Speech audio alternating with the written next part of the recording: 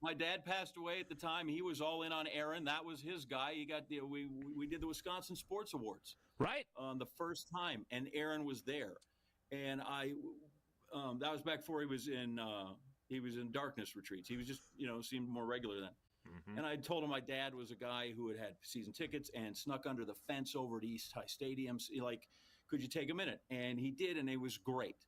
And then they were leaving, and my dad had a stroke, so he was fine cognitively, but he kind of had a limp and a cane.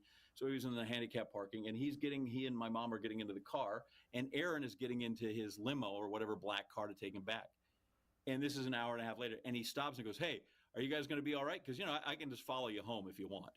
Right. And that little 15 seconds of kindness and that little funny joke, my dad told till his dying day that Aaron Rodgers had, just that he had still recognized him 90 minutes later. And, we're going to the same place. I can follow you back.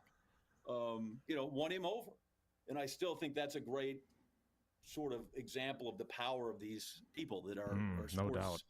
figures, when they go, I'm not a role model, whatever. I get it. But you make an impact every time you do something.